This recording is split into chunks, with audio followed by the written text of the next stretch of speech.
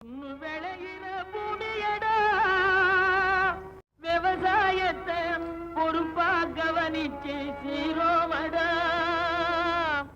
உண்மையா உழைக்கிற நமக்கு எல்லா நன்மைகளும் நாடி வந்து கூடுதடா.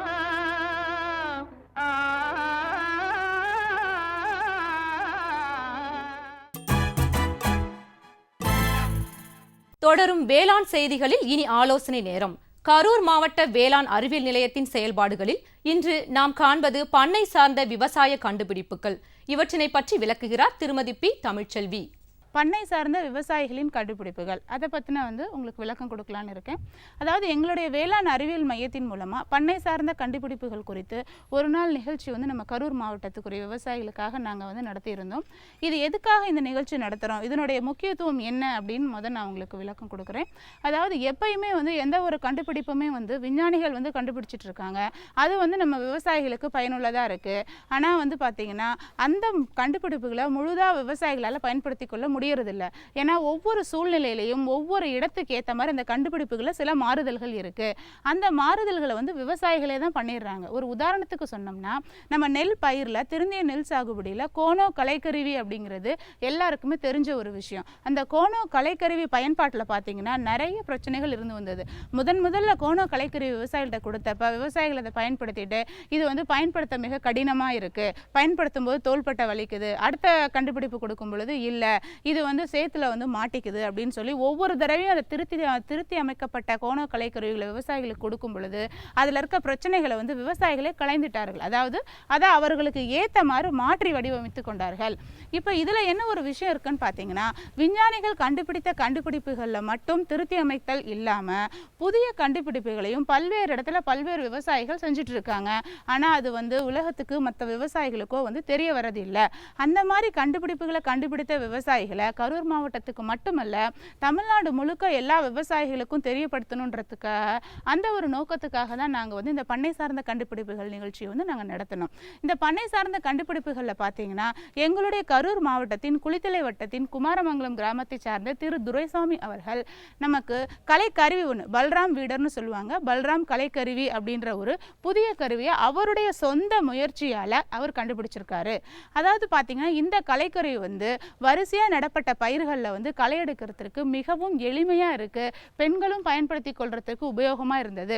அதாவது பார்த்தீங்கன்னா இதனோட விலையும் மிக மிக குறைவு, அதனோட வடிவமைப்பையும் விவசாயிகளுடைய சொந்த முயற்சியினால் அவர் பயன்படுத்தி விவசாயிகளுக்கு என்ன மாதிரி இதில் பிரச்சனைகள் வரும் அப்படின்றத தெரிந்து கொண்டு நவீன முறையில் மாற்றி அமைச்சிருக்காரு. அந்த விவசாயியுடைய கண்டுபிடிப்பு கரூர் மாவட்டத்துக்குரிய மற்ற அனைத்து விவசாயிகளுக்கும் பரவலாக்கம் செஞ்சோம்.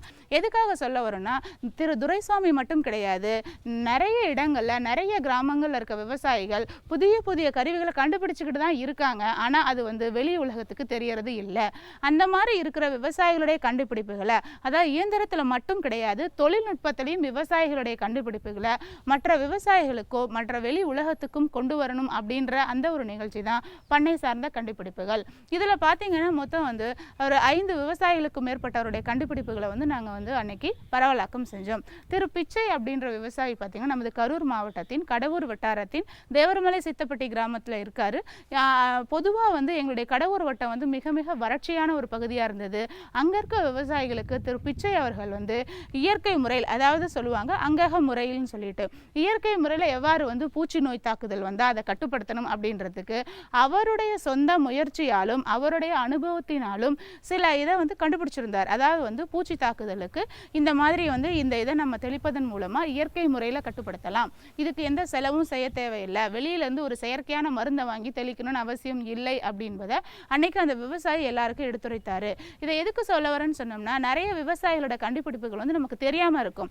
விவசாயிகள் எங்களது வேளாண் அறிவியல் மையத்தை தொடர்பு கொள்ளும் பொழுது அந்த தொழில்நுட்பம் நாங்கள் முதல்ல பயன்படுத்தி இது உகந்ததா, இவர் சொல்கிற அந்த தொழில்நுட்பத்தில் நன்மை இருக்கா அப்படின்னு முதல்ல எங்களுடைய வேளாண் அறிவியல் மையத்தின் மூலமாக நாங்கள் அதை பரீட்சை செய்துவிட்டு தான் மற்ற விவசாயிகளுக்கு இதை பரவலாக்கம் செய்கிறோம். இதை எங்களோட முக்கிய செயல்பாடுகளில் ஒன்றா வச்சுருக்கோம். அதனால் தொடர்ந்து இனிவரும் காலங்களிலும் எந்த மாவட்டத்திலும் எந்த விவசாயிகளுடைய கண்டுபிடிப்புகளாக இருந்தாலும் அதை வெளியுலகத்துக்கு கொண்டு வரணும் அப்படின்றது தான் இந்த நிகழ்ச்சியினுடைய முக்கிய நோக்கமாக நாங்கள் கருதுகிறோம். உணவு தேவைகள் நாளுக்கு நாள் அதிகரித்து வரும் இச்சூழலாலும் உலக தாராள மயமாகலாலும் நமது வேளாண் பொருட்களோடு கால்நடையால் பெறுகின்ற பொருட்களும் குறைந்தபட்சம் உள்ளூர் தேவைகளை பூர்த்தி செய்வதோடு பிற நாடுகளின் பொருட்களுக்கேற்ப நமது பொருட்களும் வணிக ரீதியாக போட்டியில் பங்கு கொண்டு பொருளாதாரத்தை பெருக்க வேண்டும் என்ற நோக்கோடு அரசு பல்முனை முனைப்பு திட்டங்களை செயல்படுத்தி வருகிறது. அந்த வகையில் இன்றைய நிகழ்ச்சியில் ரிட்டார்ட் முறை குறித்து செயல் விளக்கம் அளிக்கிறார் தமிழ்நாடு கால்நடை மருத்துவ அறிவியல் பல்கலைக்கழகத்தின் கீழ் இயங்கும் கொடுவள்ளி உணவு மற்றும் பதப்படுத்துதல் கல்லூரியின் பேராசிரியர் மற்றும் துறை தலைவர் முனைவர் டி. ராமசாமி அவர்கள்.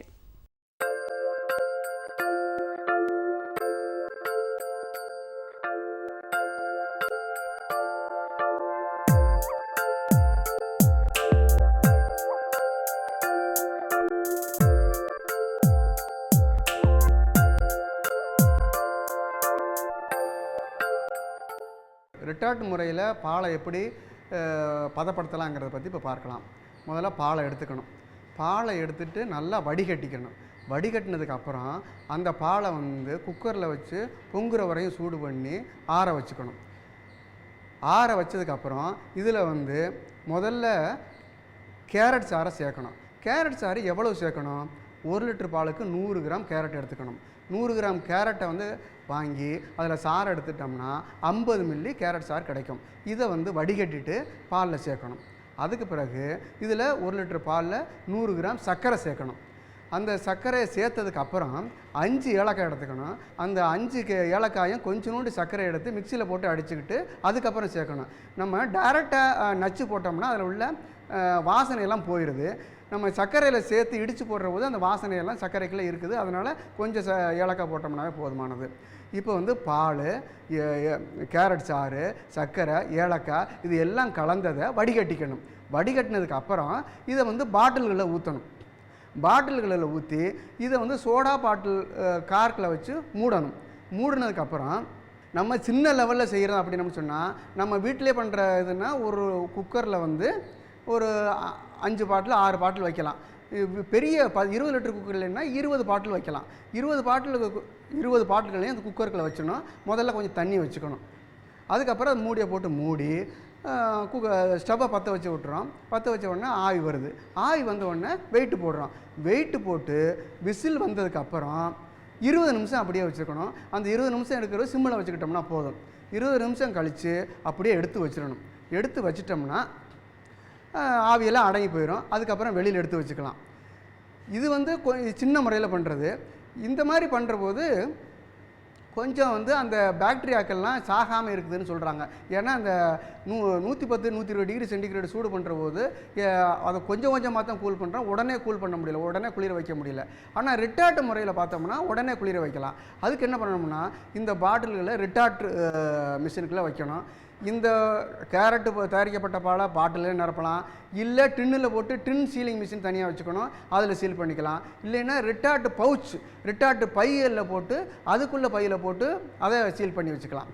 இது எதாக இருந்தாலும் பண்ணி வச்சுக்கிட்டு ரிட்டார்ட் மிஷினில் உள்ளே வச்சுட்டு நம்ம வந்து சூடு அதிகப்படுத்தணும். சூடு அதிகப்படுத்துறது அப்படின்னா பொதுவாக வந்து சும்மா சூடு பண்ணோம்னா 100 டிகிரி தான் இருக்கும். அதிக அழுத்தத்தில் இப்போ ப்ரெஷர் குக்கர்லாம் மேலே மூடி இருக்கிறதுனால தான் டெம்பரேச்சர் அதிகமாகுது. 110 120 டிகிரி அதிகமாகுது. அது மாதிரி ரெட்டாட்டு முறையில் வந்து டெம்பரேச்சர் அதிகமாகும். 121 டிகிரி சென்டிகிரேடில் ஒரு அரை மணி நேரம் வச்சுட்டோம்னா அந்த அதில் உள்ள பாலில் உள்ள பாக்டீரியாக்கெல்லாம் அழிஞ்சிரும்.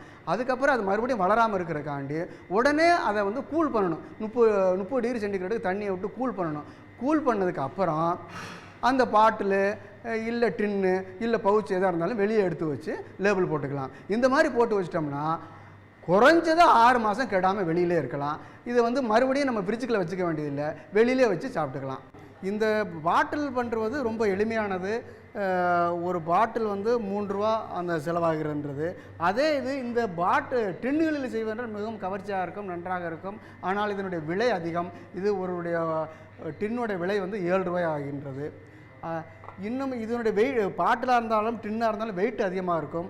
பவுச், இந்த ரெட்டார்டு பவுச் என்று சொல்வது இந்த பவுச்சில் செய்தோமென்றால் ரொம்ப நன்றாக இருக்கும், வெயிட் இல்லாமல் இருக்கும். இதனுடைய விலையும் வந்து 5 ரூபாய் ஆகின்றது. இதிலே வந்து 3 லேயர் இருக்கின்றது.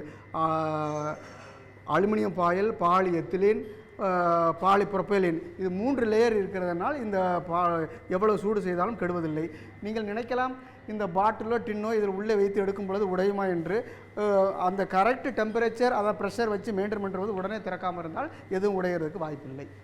இந்த மாதிரி பதப்படுத்தப்பட்ட பொருட்களை இது பால் மட்டும் அல்ல, மீன் பிரியாணி, மட்டன் பிரியாணி, சிக்கன் பிரியாணி, பொங்கல், புளியோதரை எதாக இருந்தாலும் செய்து வைக்கலாம். இதை 6 மாதம் கெடாமல் வைத்திருக்கலாம்.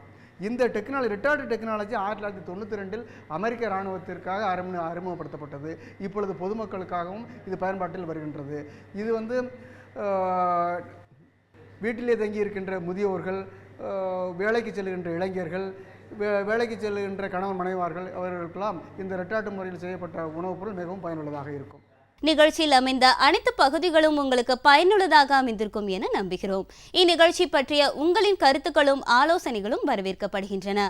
எங்களின் மின்னஞ்சல் முகவரி ddagri05 chennai@gmail.com.